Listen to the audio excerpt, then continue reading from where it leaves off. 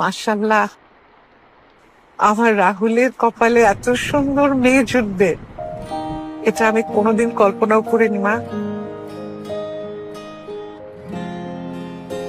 এইটা আমার বিয়ের গয়না, আর এটা বিয়ের শাড়ি। এটা আমি তাড়াতাড়ি পরে তোমার শ্বশুরকে একটু সালাম করবো, সে খুব খুশি হবে। তারপরে আমরা একসাথে খাবো। হ্যাঁ, তোমার শ্বশুর তোমার জন্য বিরিয়ানি নিয়ে আসছে। শাড়ি পরতে তোমার সাহায্য লাগবে?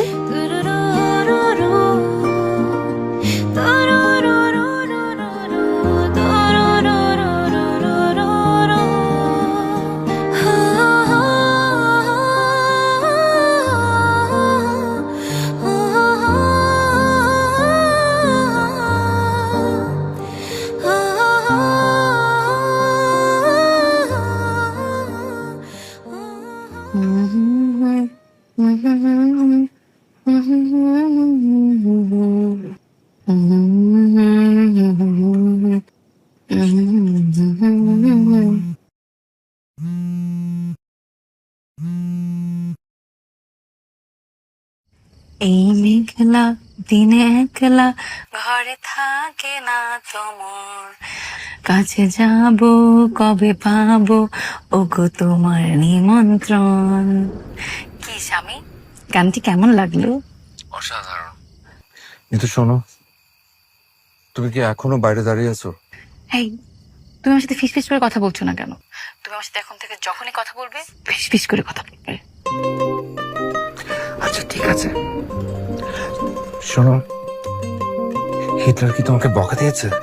খবরদার, আমার বাবাকে হিটলার বলবে না। তোমার বাবা মানে? শোনো, তুমি ওই লোককে চেনো না, ঠিক আছে? যতই তেল মারো না কেন, কোনো কাজ হবে না। তুমি হিটলারকে চেনো না। শুনো, আমি কাউকে কখনো তেল মারি না, আর বাবা মাকে তো প্রশ্নই আসে না। আর বাবা বলেছে আমি তার ছেলের বউ না, আমি তার মেয়ে। হিটলার তোমাকে তার মেয়ে বলেছে? হাহ, আর তুমিও সেটা মেনে নিয়েছো? শোনো, আমি বললাম তো তুমি ওনাকে চেনো না। উনি উনি কৌশলে তোমাকে আমার বোন বানিয়ে দিয়েছে। এখন থেকে আমরা ভাই বোন। এই কথা, আমরা এখন ভাই বোন কেন হব? এখন থেকে আমি এবাড়ির মেয়ে আর তুমি এবাড়ির জামাই। হিটলার তোমাকে এটা বুঝিয়েছে? শোনো নিতু, উনি খুব ভয়ঙ্কর মানুষ। আমার কাছে মনে হচ্ছে ওনার ওনার কোনো একটা কুমতলব আছে। উনি দেখা যাবে তোমাকে ভুলিয়ে ভালিয়ে বিদেশে পাচার করে দিয়েছে। খুব সাবধান।